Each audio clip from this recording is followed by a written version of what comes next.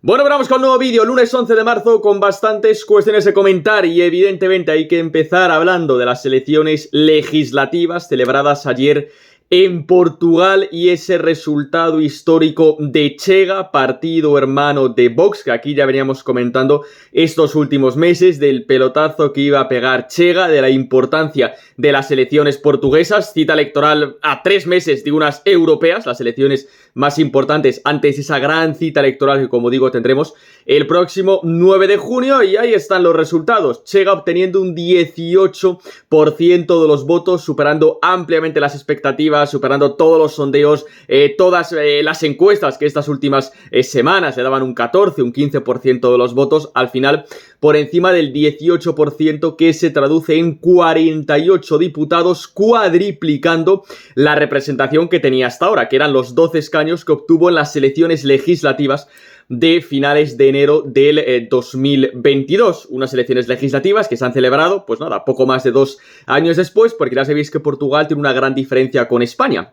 Y es que si hay corrupción, si hay escándalos, el gobierno dimite y se hacen elecciones. Aquí en España puedes tener los ERE, el caso Koldo, el Tito Berni, Armengol, Ábalos, Marlaska, Pedro Sánchez, amnistías, delincuentes, corrupción, robar, etcétera, etcétera. Queda exactamente igual, sí, porque este pueblo borrego, ignorante y analfabeto, como es el español medio, acepta absolutamente todo de su clase política. Y claro, evidentemente la corrupción en España ya sabemos que no pasa factura. En otros países, aquí al lado, Portugal, por supuesto, obligados todos a dimitir y a celebrar elecciones. ¡Ay, qué gran diferencia!, ¿verdad?, entre Portugal y España. Pero bueno, como digo, Chega, que ha conseguido superar las expectativas, estos últimos sondeos que le daban 14-15% de los votos, finalmente un 18%, y bueno, la victoria que ha sido para Alianza Democrática, esta coalición de los peperitos, ¿no? Con, creo que eran 3 partidos, que ha sacado 79 escaños frente a los socialistas, que han sacado 77. Es cierto que los socialistas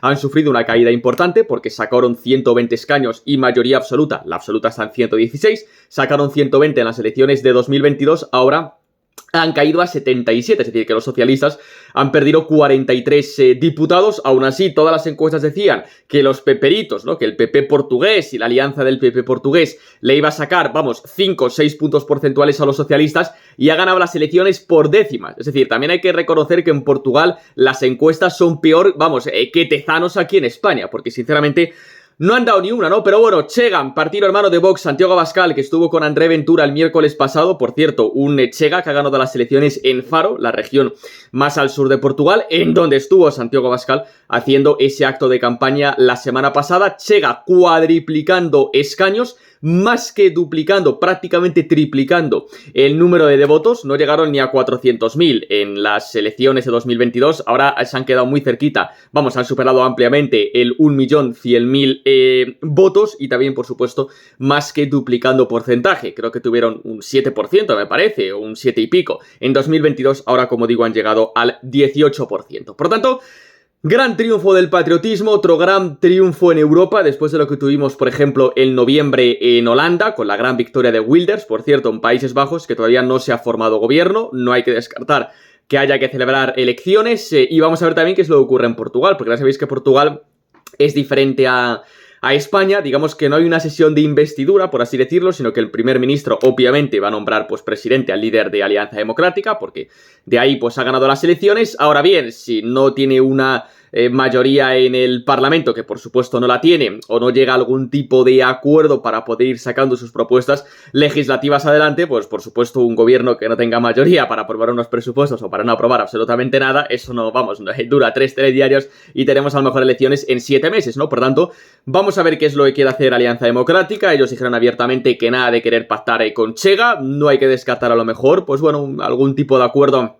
con los socialistas. Yo creo que Chega debe mantenerse firme y es, oye, nada de regalar votos, ni muchísimo menos. Si se entra en el gobierno es prácticamente 50-50 y si no, pues bueno, nos vemos en una repetición electoral dentro de unos cuantos meses. Yo creo que a Chega lo que, vamos, la mejor posición que le viene es quedarse en la oposición, que le hagan un cordón sanitario, ese tipo de formaciones políticas, y además aquí podemos hablar sin duda, porque tenemos a Vox, lo que mejor viene desde un punto de vista puramente electoral es que le hagan un cordón sanitario al resto de formaciones políticas para mantenerse en la oposición oposición y poco a poco seguir creciendo, ¿no? Pero bueno, como digo, gran triunfo sin duda del patriotismo en Portugal, hundimiento absoluto del socialismo, cosa que por supuesto es una fantástica noticia y bueno, pues como digo, después de lo que ocurrió en Países Bajos en noviembre, ahora tenemos esto en Portugal. Al otro lado del charco tuvimos la gran victoria de Bukele en febrero, Javier Milei también presidente en Argentina el pasado mes de diciembre, por tanto, bueno, tiempos de cambio, en este caso bueno, pues digamos en todo el planeta Tierra, ¿no? Vamos a decirlo así, y bueno, como digo, las dos citas electorales más importantes también en 2024, obviamente lo que pasa en el Parlamento Europeo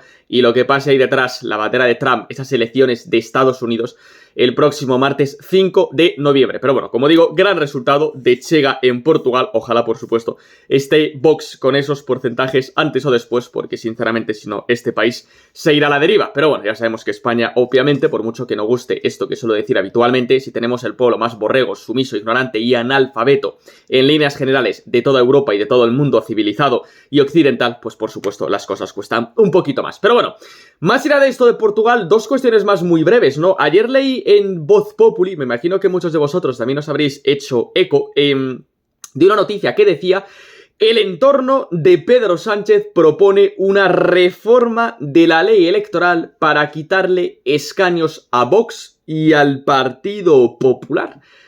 Es lo que decía ayer Voz Populi, que se estaría planteando el Partido Socialista una reforma electoral que solamente necesitaría mayoría absoluta, es decir, la mayoría de la investidura, que implicaría reducir la representación mínima inicial de cada provincia de 2 a 1 diputado, es decir, ahora ya como mínimo cada provincia da 2 diputados y luego evidentemente pues será en función del número de provincias, extensión, población, etcétera, etcétera, ¿no? Bueno, pues total, reducir la representación mínima inicial de 2 a 1 diputado, es decir, de 102 a 52, porque también se incluye Ceuta y Melilla, y los otros 298 escaños repartirlos de modo proporcional, vamos a decirlo así. Es un poco el argumento que te da el Partido Socialista y, por ejemplo, si se coge las elecciones del 23 de julio con este método, pues Vox en vez de 33 escaños tendría 32, el PP tendría 131, Sumar, por ejemplo, tendría 35, Junts y Esquerra tendrían un diputado más, digamos, hacer una especie de artimañas, ¿no?,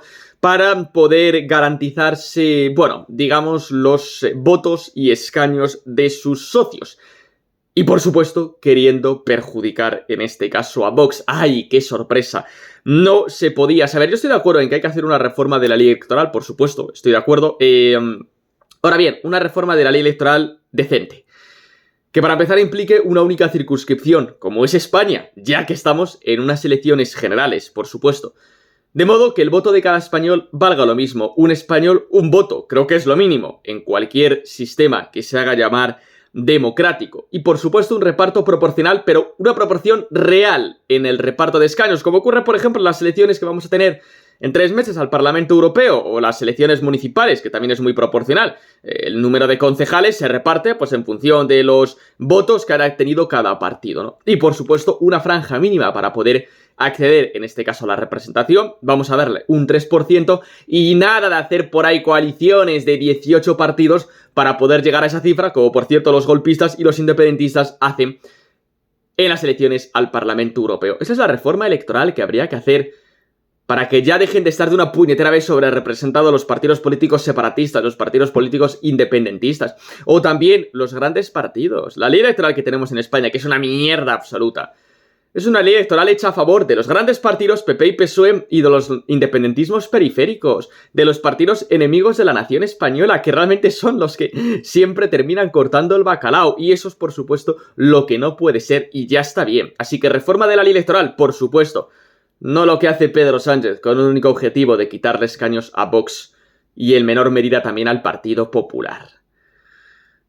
¡Qué puñetera vergüenza! Pero bueno, los aires dictatoriales de Pedro Sánchez, por supuesto, no nos debe sorprender, ¿no? Y una última cuestión también sobre Isabel Díaz Ayuso, ¿no? Ayer que hubo una marcha provida en Madrid, fue bastante gente, más gente, por cierto, que las manifestaciones del 8M. Sin embargo, el 8M tiene presencia en los medios de comunicación, la marcha provida en Madrid no sale en los grandes medios.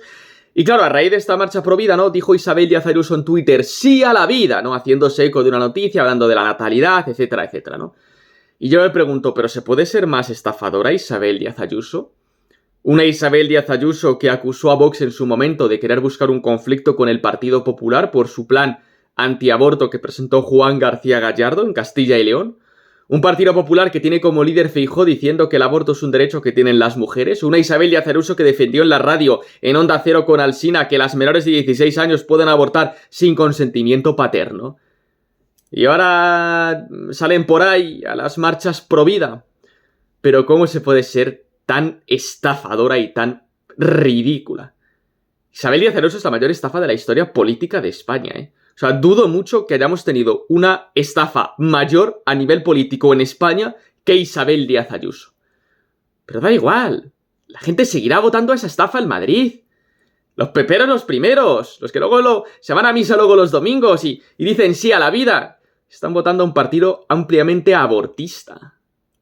Pero bueno, lo he dicho 7 veces en la última semana. Si tenemos la sociedad más ignorante, analfabeta, sectaria y borrega, pues poco podemos hacer, evidentemente. Hasta luego.